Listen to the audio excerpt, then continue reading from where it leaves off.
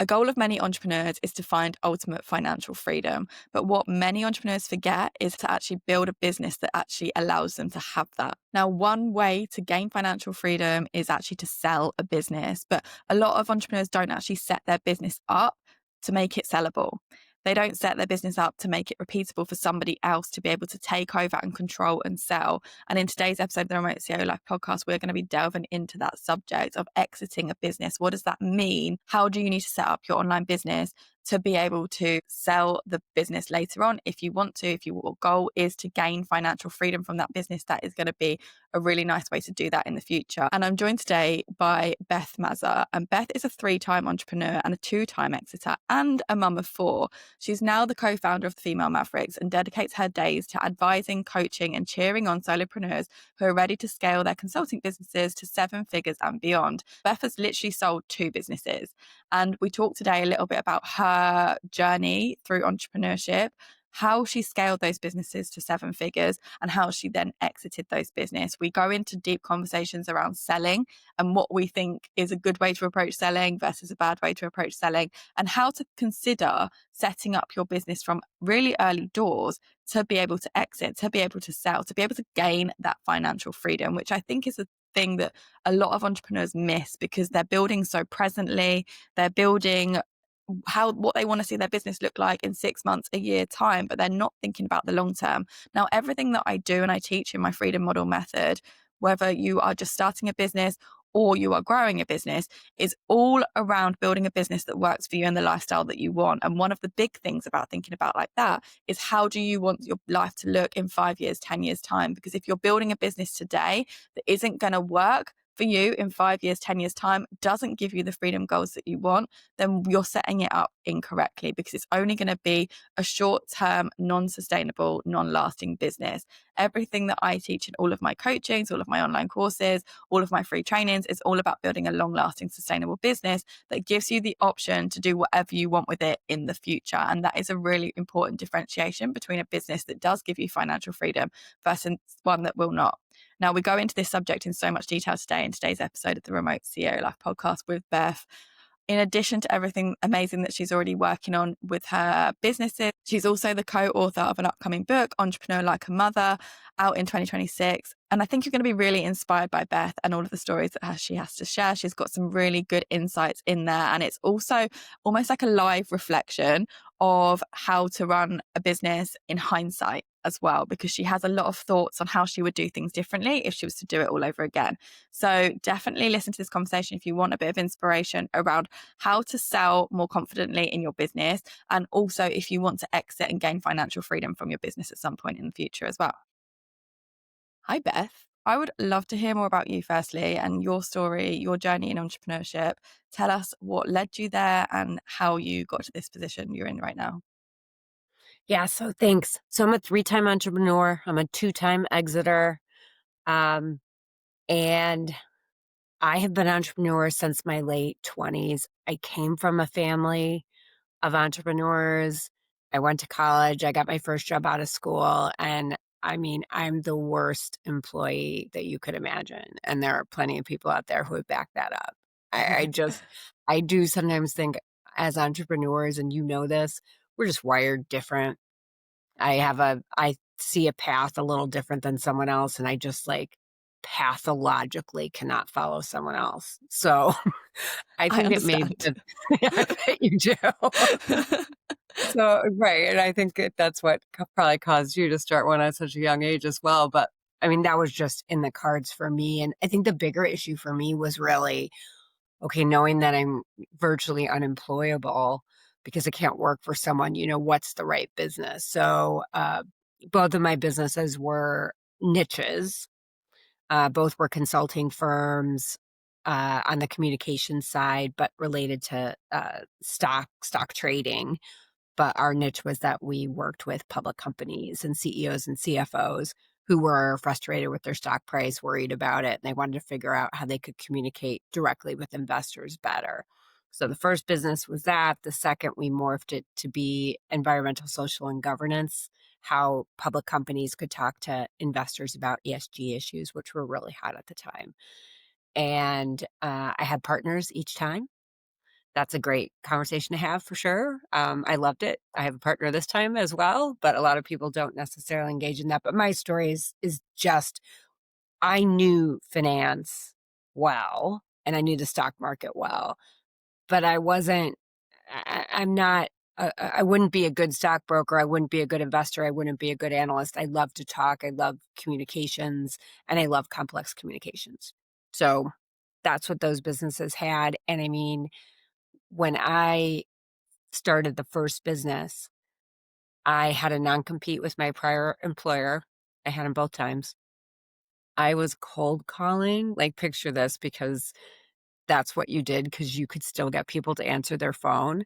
I was cold calling public company CEOs. I was making friends with their assistants who were super nice, and I would tell them my story, and they'd be like, "Okay, call back at 5:55. He'll be in the office, and I'll put you through." I mean, it was that kinda story about it. So, the second business, I was probably, with my partner, a lot smarter about how we marketed, but, like, I've done more than my share of cold calls for sure. I love that. And that, I mean, it's obviously like the way that people market and sell now has massively evolved, right? And like now calling, I guess, has like a bit of a tarnished Yeah. reputation in some ways.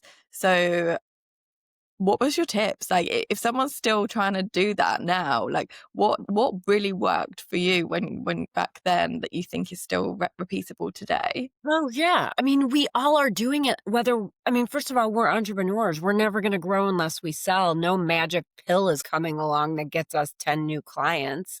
We can be super active on social and networking and all those great things, but when push comes to shove, you want a large dollar client, you're selling.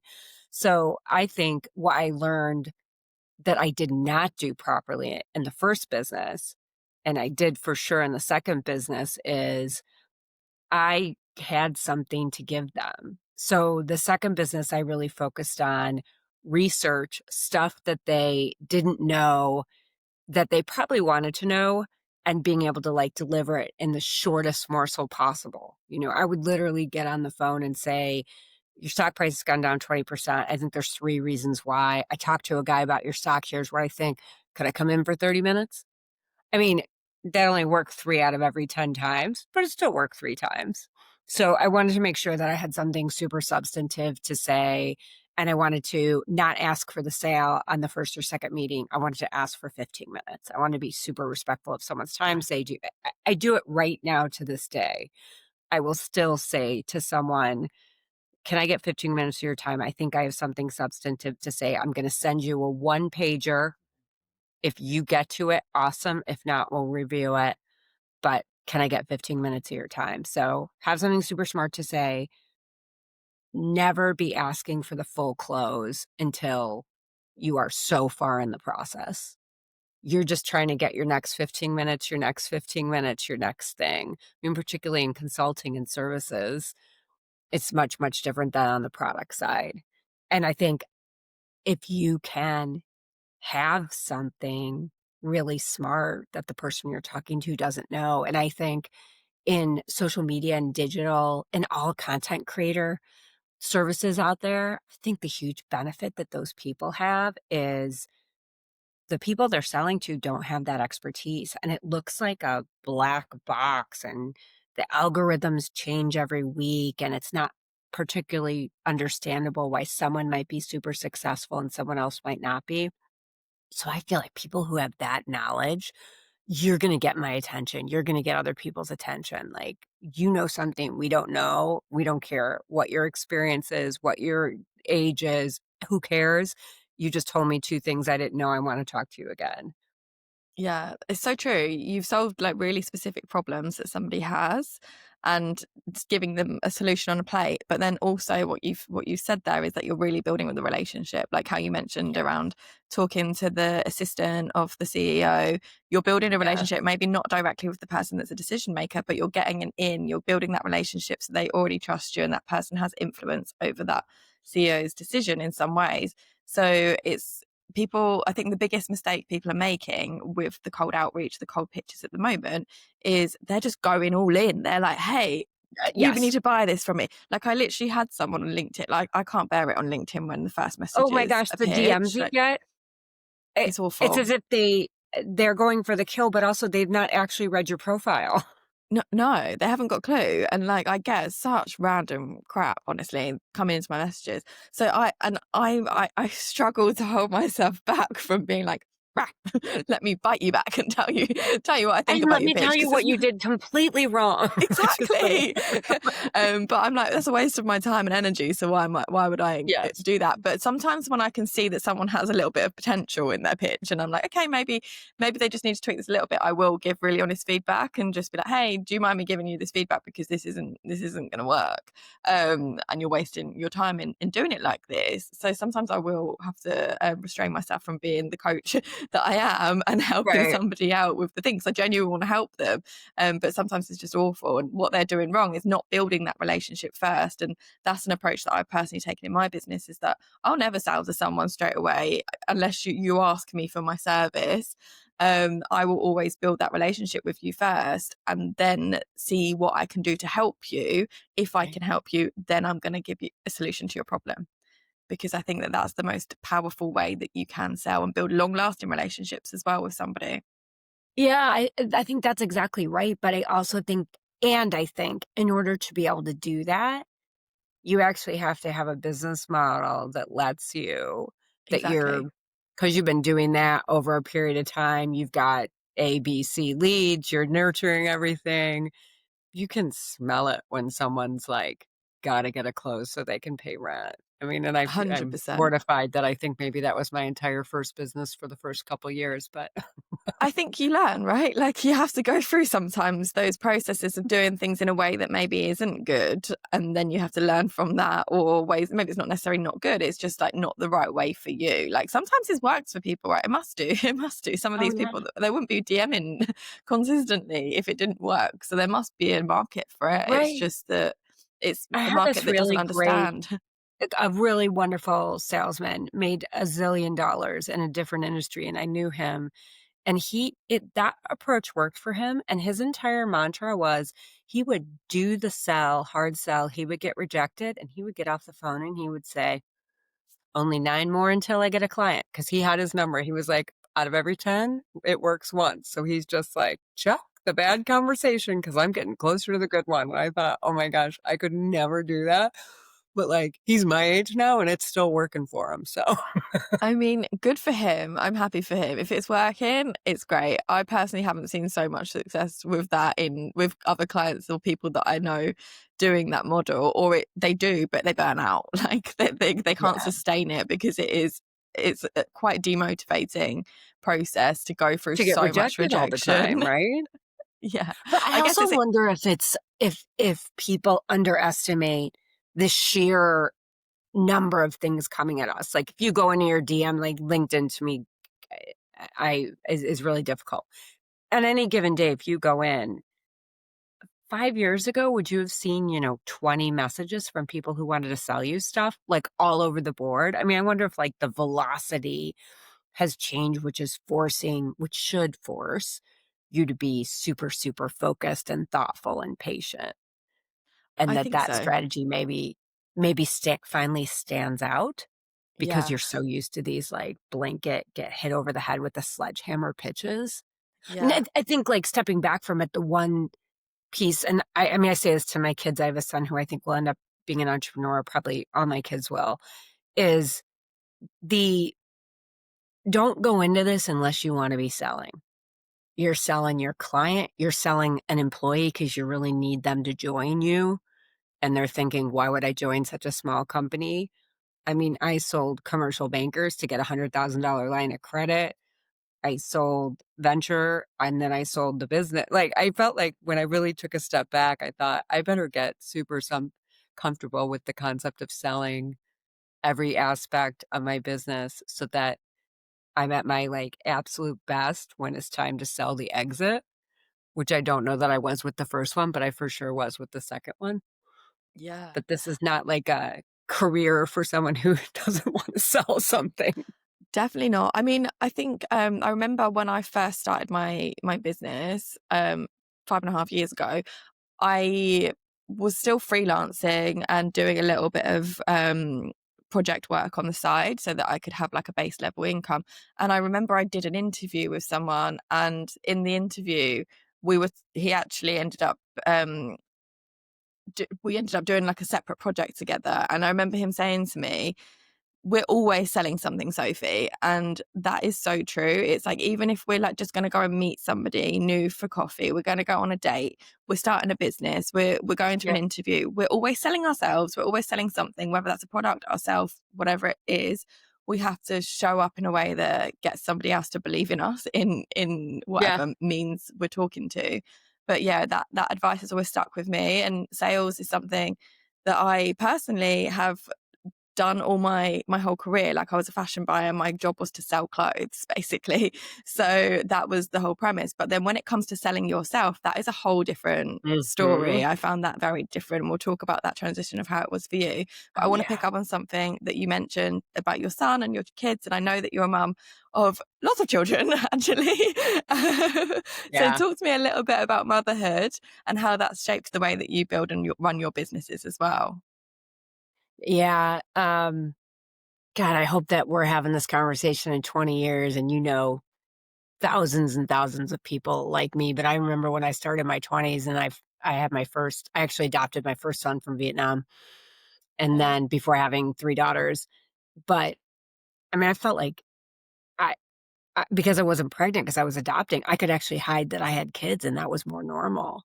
So, I mean, for me, it caused me to be like a much more thoughtful, emotive human being, right? So I was a lot better as a boss when I had kids and not so great when I didn't have kids. I mean, so I think there's that part. And the second, and this might be unique to me, but I became like supercharged, fired up. Like I wanted my kids to live a certain way. I wanted financial freedom. I wanted them to see a mom who was a model of what a woman could do. You could do lots of things, but here was another example. So I feel like I got really, really supercharged to doing it, but I also felt like ridiculously alone. I didn't know. First of all, none of my clients were women because I was working with US public companies, which I mean are still only 5% of US CEOs are women. Okay. 11% of board members are women or diverse. And that number was going up and it's going down again. So, like, this is just a minority of people in general that not only have kids, right? But like it would talk about kids in the workplace. So, I really learned to hide it. I didn't talk about it very much in the first no. business. The second business, I partnered with an amazing woman who's also my third business partner, and it was just easier having another woman. And then she has actually 5 kids. They're younger than mine. And so somehow, like, that combination gave me the confidence to talk about it more in the workplace, talk about it more with clients, own it a little bit more. And maybe it's because I had a lot of guys over 55 who had daughters. I found who were my clients.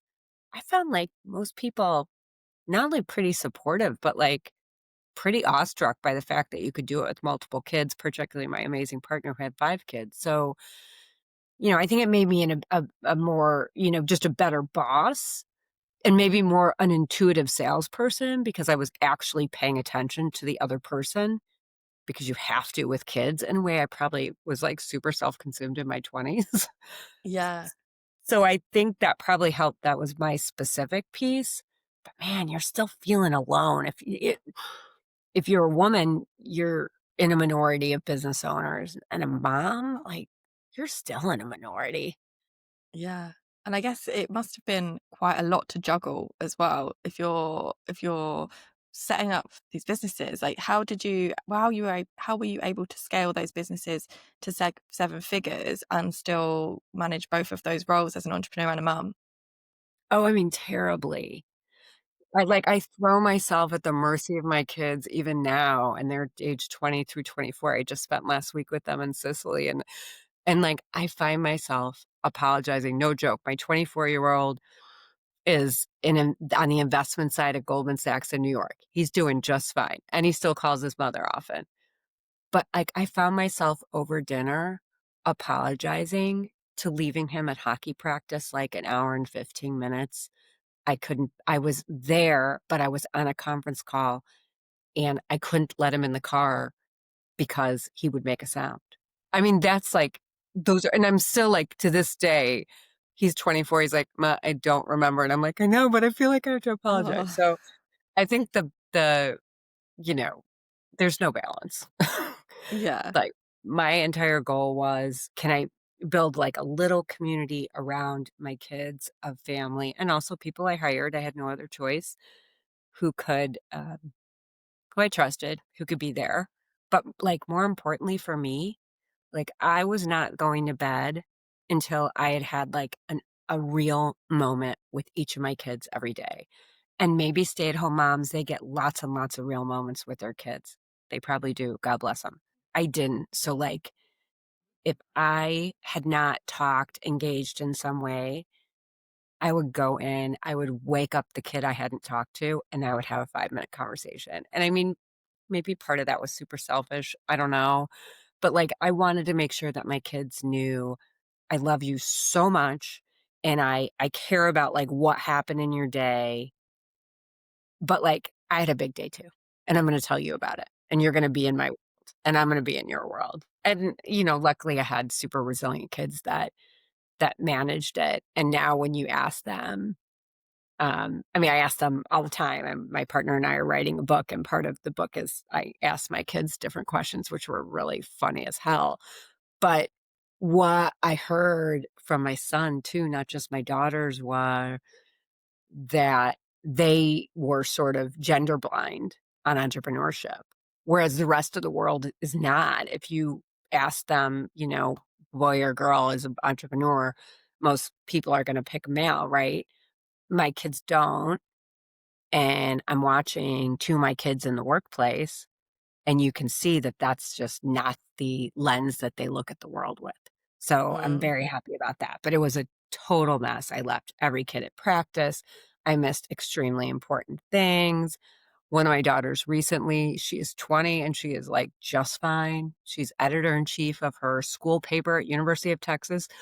But in the questions that we were asking for the book, she was like, yeah, I went through about 2 years, a 2-year period of nightmares, really bad, really bad. They still stick with me. I was like, but you never told me. She's like, you were busy. Oh. I mean, so I mean, part of like the whole point of the content for the book, or just the way I'm thinking and trying to mentor women right now, is like I'm not in the middle of it anymore. Like I'm able to look back in a reasonable way and say, I achieved these goals for my family that changed the way that they live. And Yeah. they're all really good people. Not, maybe 5% because of me, 95% of the community that I could build around them. But like, and I was a wreck and I was not balanced and I wasn't super organized for a while. So my point is like, if I could do this, imagine what you brilliant Sophie, think what you could do, because I was half-assed. I wasn't organized. I didn't have a role model. I didn't have anyone to talk to. I was flying by the seat of my pants. So my message is like, if this could turn out this way, and I had during that period like a super tumultuous marriage that broke up. So all these reasons why like my kids should not like me and should be struggling with things, and I think any struggles they have look pretty normal for being early 20s to me. Yeah. I'm I knocking mean, on wood right now. no, I mean, it sounds like you really made an effort regardless of how busy you were. It sounds like you really made an effort to try and connect and build that relationship with them, and also allow it to be from what you're saying about like you want to share like you about your day, that puts you on an even playing field, right? Because I think sometimes like parent-children relationships, it's like it can go one way or the other, where it sounds like yours was maybe more balanced, which actually allows for Yeah. deeper relationships and deeper connections, which sounds really, really amazing. Going back to what you said about balance, like, so balance is like one of my biggest values, is trying to, I've burnt out many times in the career that I had in the fashion industry. So I'm now really focused on like trying to create like optimal work-life balance. And I don't have kids, so that for me is obviously a lot easier. Yeah. But I would love to know now, like looking back on work-life balance and that period of time in your life, would you do anything differently so that there was more balance, or would you keep it all the same? Oh god, yeah. Like, the number one thing that I would do different, and I think I would still have the same outcome, and you know this because 'cause you're in a client-facing services business, is I would ditch the client that didn't treat some of my time as sacrosanct, right? Like, I would Yeah. absolutely ditch a client that messed me up mentally, wouldn't respect times when I said, "I need an hour," etcetera, and I had a decent amount of those guys because of the field I was in. That was number 1, and I think the second thing is, I think that the model you choose for your business and the accelerated pace at which you choose to scale it, I don't think I realized was like you could throttle up or you could throttle down. I just assumed unless I grow 20% every year, my business will not be valuable. Well, when I went to sell it, was it worth more because we sold that? Yes. But they were calculating it a compound annual growth rate. So if I had had one slow year because my family was falling apart and the next year I doubled down, I would have ended up at the same multiple, but I didn't see it that way. Like I just wasn't thoughtful enough. And I also know through the sales process of selling both of them that it would have been a super easy discussion to say, hey, year 4 of the business was slow, and it wasn't slow because the market was slow, and it wasn't slow because my firm wasn't good. It was slow because X, Y, and Z at home. We made a decision. We doubled down the next year. Like, those are all discussions you could first of all, you gotta have with yourself, and I don't think I ever considered it. Like, this is business number 3 is the first time I've ever said, "Oh, I only wanna work a certain number of hours a week." Like, I never like, you clearly caught on to that a lot earlier in your life than I did. So part of it is that it's like, it's under your control, but you better get your brain around it. If you say, "Look, I'm gonna work X hours a week, so I could get to 7 figures in a year, or it could take me 4 years, and I'm throttling up and down, it's my own control, and I'm making these decisions." So when you don't hit 7 figures the first year because of decisions you made, you better mentally be ready to see that as well, and I think that probably would have been my biggest problem. But I I'm, mean, like, thinking through it today, I'm right in the middle of it, so I'm trying to learn. no, but it is just like we said, it's a learning, everything's a learning process, right? Like you go through something and then you look back, reflect, and hindsight's a wonderful thing. But yeah, I think unfortunately, we live in a society still where hustle culture is really prominent. And going back to what you said about like the industry that you were working in, it's very male dominated, and there is a link between that mentality Yeah, and male leadership. And that's just a generalization, obviously.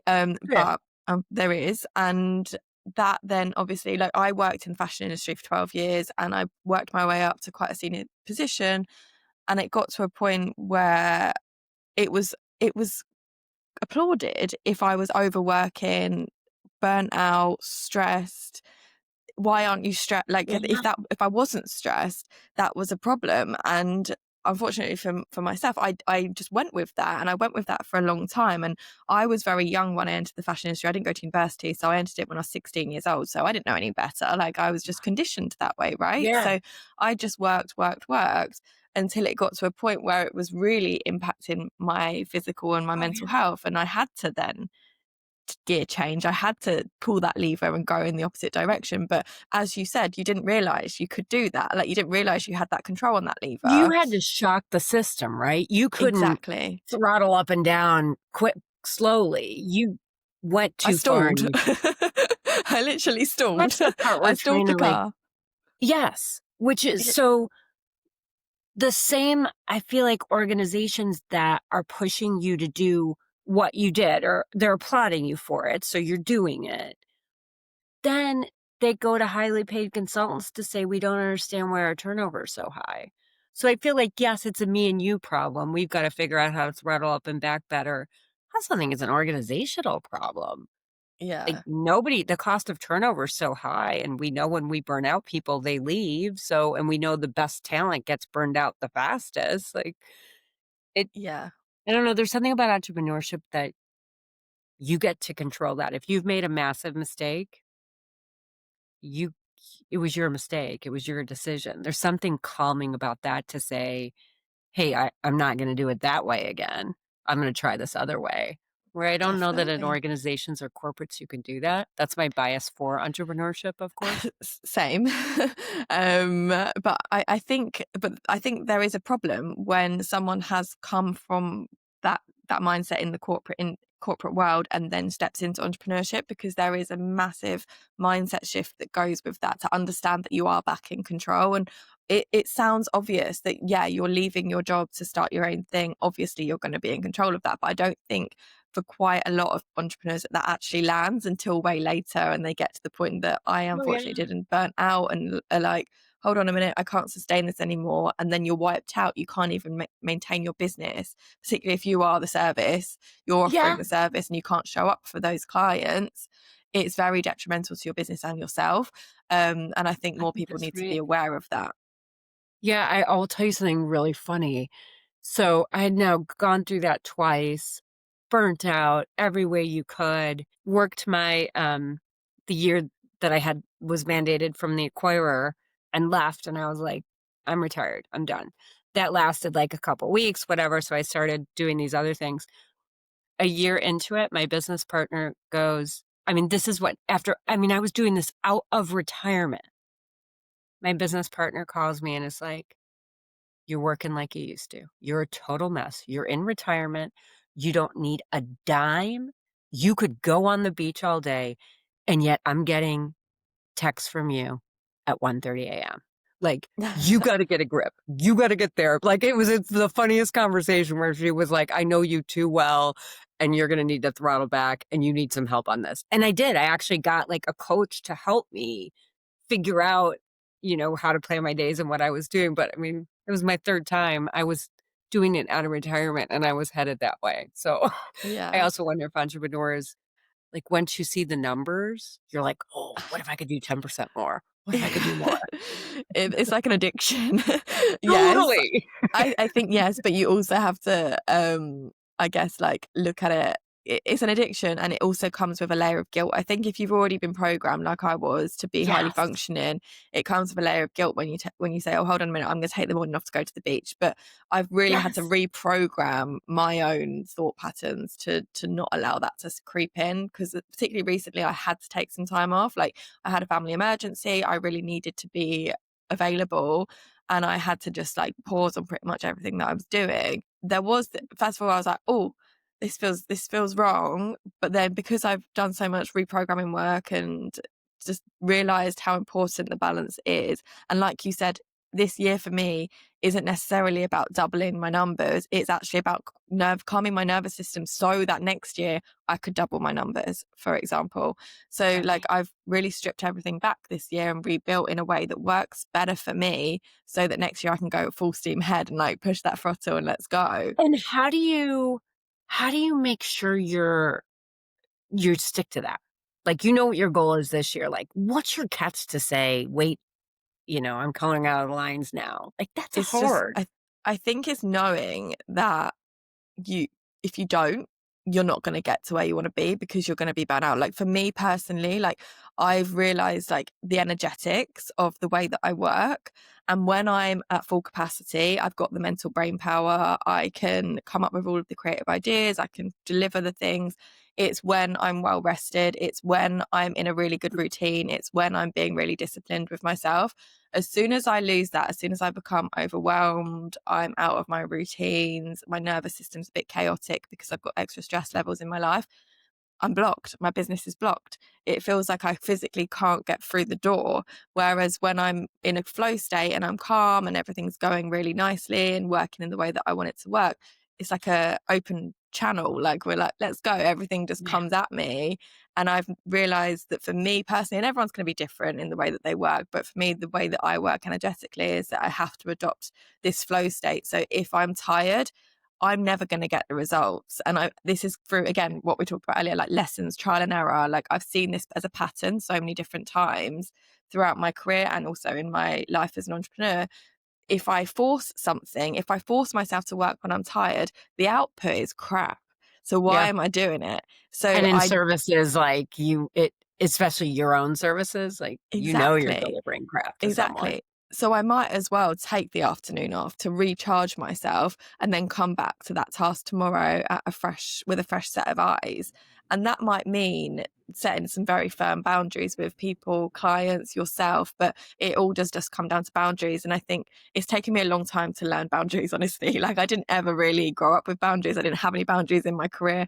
It's only been the past like 3 years that I've really been so firm on those boundaries and started listening to my body, listening to myself. Like, when I need to rest, I need to rest. There's no point in me forcing it because it's just not going to get the I results that I mean, want to that do. takes so So, much self-awareness, and it also is, yes, like, anti the current culture, right? I yes, mean, it's you're bragging when you're saying, "Oh my god, I worked so hard yesterday, I haven't slept in yeah, blah, blah," like, that's a very normal talk that people have with each other. yeah, You've just yeah. decided to do the exact opposite. I think that's Well, amazing. I that's the nature of me anyway, is to do the exact opposite of what everyone else is doing. But That hence why I is live in gonna China. serve you well. Yeah, but also I learned it the hard way, like, because I haven't always been like this, right? Like, I used to be on that full throttle, and that caused me a lot of problems mentally and physically. So Mm. I had to strip it back. So, and I know that I'm not the only person that that's going to be a problem for, which is now why I obviously focus the work that I do around helping people build businesses that work for their lifestyle and feel like it's really in a flow state, not something they're trying to force Yeah. to work. I think that's really important from my own journey. That's been a game changer for me, and I think it could be a game changer for a lot more women. I feel like what you said that was so interesting was the idea of, okay, I'm making a conscious decision that 2025 is gonna be this type of year because I'm preparing for 2026. I think that's super powerful as an entrepreneur to say, I have a business model that will support that, and, like, I can mentally get myself around saying, "I need to work less, to think less so that I can double down next year." That takes a Yeah. lot of discipline. Good for you. Thank you. I'm not saying it was easy. No, I'm That sure it was not. caveat, Even hard. if you're, like, 50% successful, that's a massive win, right? Yeah. So yeah, that's kind of where I'm at. That's my plan for next year. And what I would love to know from you, because I'm conscious of time, is you've now exited two of your businesses, and we've spoken about how you built those businesses, your sales approach.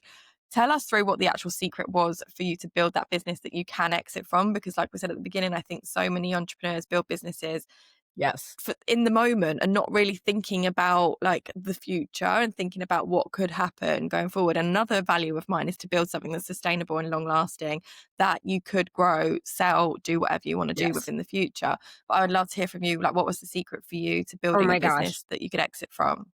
This is, like, the topic I'm passionate about because you may never sell your business, but you're gonna need value from that business. Either you're gonna take out money, you're gonna take a loan, who knows what it is, but you gotta get a decent value for your business.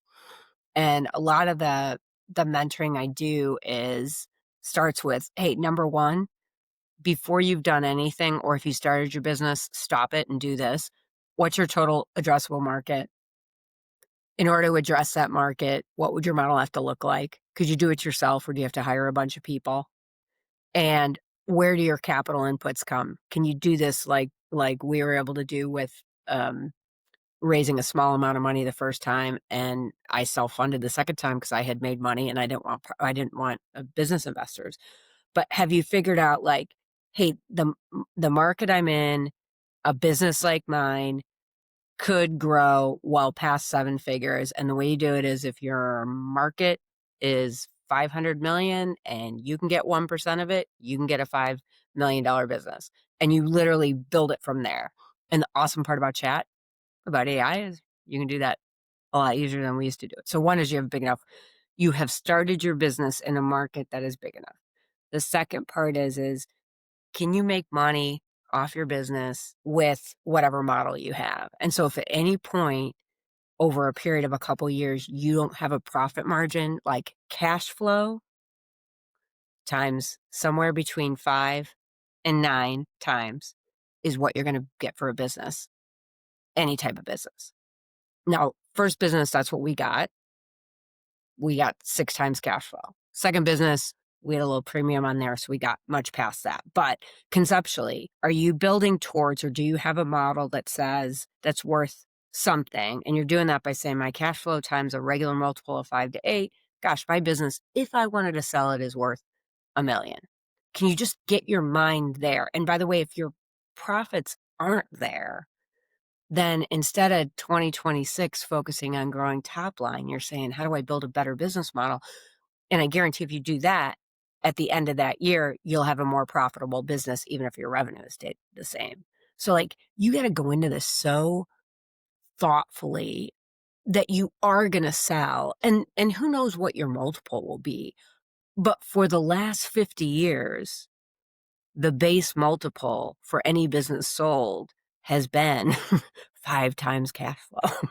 Oh, There's lots of ways to get at that number and lots of ways you could get paid, but that's like your worst case scenario. So I always found that if you had the right business idea and you were calculating every year, hey, I probably will never sell this thing. But this year it's worth almost a $500,000, 750, whatever. You were charting that. You got a lot smarter with how much money you were going to take out of the business, how you were going to think about how you were going to scale it. And also, is something you said earlier in the conversation. You you were selling to absolutely everybody who could be a potential buyer to your business from day one. Everybody, every competing firm, every other consultant, depending on your market, VC angels, anybody who will talk to you, you're taking 15 minutes of their time, you're selling your business. You're hearing, first of all, you're getting smarter about how you sell your business. More important, you're hearing from these potential buyers, oh, I'd never touch your business, and here's why.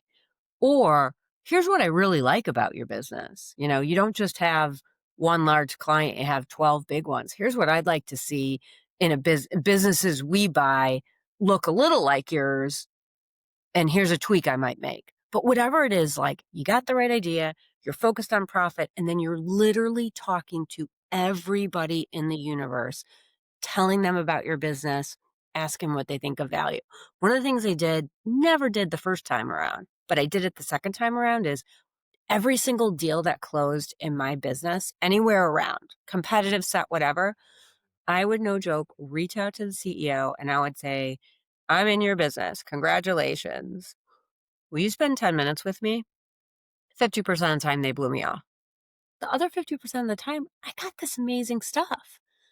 I heard about what made them sell, what were the detractors to price, what kind of buyers were out there, what they wish they had focused on. And, like, people like to talk. And so I would learn a lot. And I immediately deployed all that back with my partner because we had a goal of selling the business. The thing I would urge women is, in my family, we always joke that, like, my son, if you tell him you're going to start a business and you're going to sell it in 3 years and it's going to make over 7 figures, you're going to be great. He would shake his head and go, yeah, I could see that. My daughters, the first thing they're thinking is, I don't know if I could do that. Mom, that's just you. That's not oh, everybody else. Like, so I always tell my daughters when they're going into anything and they want to have a tough conversation or whatever it is, I'm like, you need to channel your inner Sammy. You need to yeah. be the woman that, like, puts on their, like, tech bro vest, walks in and has a conversation and asks, like, outlandish questions. The first time I called another CEO who was a competitor and said, can I just ask you about the business? He said, you just want to know how much money I made. I'm like, I do, but really I want to know these other things too. And I got some great stuff. So, oh Nice. my gosh, if every woman in the universe could ponder what it would look like to sell their business. That doesn't mean you have to sell it ever. It No. means you know what the value of your business is and you know you're working towards an increased value. Yeah, and essentially you're getting curious, and by through curiosity you learn new things. Like it's Yeah. the same as listening to a podcast or like going and having conversations with strangers sitting next to you at the coffee shop. Like you just never know where you're going to get those answers from. So I think And not there's to be power in remotely knowledge. shy. Yeah, yes, that's exactly right. And not to be at all shy and saying, I'm gonna DM this guy, I'm gonna email him. On the off Yeah, chance he's willing to talk to me for 10 minutes, I'm gonna get one good nugget. And to just shed all, like, nervousness, anxiety, or imposter syndrome, "This guy doesn't have yeah, time for me." Drop it all. If they don't have time for you or they don't think you're important, they're not responding to you. yeah, Those definitely. that do, you get a whole lot out of. And don't Yeah, undervalue you like, you may build a business that is a literally a perfect fit for another entrepreneur's business. Either that you merge them or they buy you, or it may be a perfect fit for a huge firm. Who knows? But to never shut that part of your brain off, because like mm, that's financial freedom. Like I walked away yeah, from the first business, did well. I walked away from the second. I don't have to work. I love what I'm doing, but like I never thought I would be able to do that in a that's amazing. million years if you had told me the valuation of that business. I will never forget when we got the offer letter from the second time we sold the offer letter. My partner, who's one of my best friends, calls me and goes, "Did you? Did you see it?" I was like, "Yeah." She's like, "This is happening." I was like, "This is happening." I mean, we were both so Yeah. I love that. That's so good. So financial freedom was obviously one of your big freedom goals, and you've been able to achieve that. What does freedom mean for you now that you've been able to achieve your financial freedom goal? What does it look like? so I'm learning that, and I should be Okay. way better at it. So, like, when I hear you talk about your 2025 versus 2026, it reminds me the power to just decide on a Tuesday, I'm gonna sit and read this book for 2 hours, or I'm gonna go volunteer, I'm gonna take up mahjong, or I'm gonna go see my kid, whatever it is, like, that when you wake up in that morning, you can do exactly what you wanna do and you don't have a financial I mean, to not have a financial fear is like it opens up so many opportunities It to you. does. So, I mean, yes, part of it's financial freedom, which I don't have to worry about that, and so I'm really blessed for that, but the second part of it is just like, I mean, you are really in control and you are really powerful when you get to decide tomorrow's Wednesday. I want to go to the beach this morning. And that's it's exactly what you said. That is a full retraining of your brain. And most Yeah. other women that I know who have sold their businesses like I have, it takes us a couple years to retrain. And I'm 2.5 years out. I haven't retrained it. I'm listening to what you said, thinking, okay, I can deploy that. I can think about that. I love that. So I mean, it I'm is. It's a whole super process. It's a process. It's not going to happen overnight. You're not just going to wake up tomorrow and feel really comfortable about taking the morning off because that's not who you've been for like the whole time of your no. career. And we were So never taught like self care. yeah, I love it uh, when my daughters talk about self-care. I'm like, "You guys, what even is that? Like, what are you yeah, talking about? We never and it's such a great healthy thing, right? It's such a mental recharge. So yeah. it's almost like learning a whole new language that I think at least you guys have some exposure to. Definitely. I'm all about Um, it. But that was so good to hear from you, hear your story, and it was very inspiring and gives some really great advice there. So if anyone wants to connect with you, how will they be able to find you? oh, find me on, the Female Mavericks website or Instagram for sure. And, Sophie, I have to tell you, I was equally inspired. Thanks for listening to today's episode of the Remote CEO Life podcast. I am so inspired by that conversation. I loved chatting with Beth. She has so much great energy, so many amazing stories to tell. You can clearly see she was so passionate about the work she did. And I love all of her reflections around how to actually build a business that you can exit from and how to sell sustainably and make people feel like they need to buy your products rather than trying to just cold call people who might not want your service. I love everything that she shared there. And it's very clear to see that she has got to where she is today with her amazing work ethic and been able to exit from two of her businesses. So, those tips there on building a long lasting, sustainable, scalable, and selling worthy business is really, really valuable for any entrepreneur. Now, we did speak a little bit about that mindset shift again from going from 9 to 5 into self employed and how difficult it is to actually step change and think about how you're building your business to work for your lifestyle. Now, This is something that so many people struggle with, and it is really important to try and consider it really early on, because you have the power to build a business that works for you. We don't have to follow that model that we adopted in a 9 to 5. If you are looking to build a business right now and you want a little bit more guidance on how to build it to set up and work really well for you, your lifestyle, your passions, your skills, I have a new resource, the Freedom Founder Playbook, that is going to help you transition. The book and the resources that are available within that playbook are designed to help you with your mindset of going from employed to self-employed, and also look at all of the really logical and financial aspects of making that shift. You don't have to just quit your job tomorrow and start a business that works for you if that feels scary for you. I'm going to talk you through a process that makes you feel comfortable to build a business alongside your 9 to 5, or one that you can eventually transition into doing full time. So that resource is going to be linked in the show notes for you. If you are looking to build a business that's more in alignment with the lifestyle that you want to live, they are your main points of call right now to actually be able to get you closer to that. If you love today's episode and you want to hear more conversations like the one I had with Beth today, please make sure you like and subscribe to the podcast on your chosen podcasting platform, and I will chat to you soon.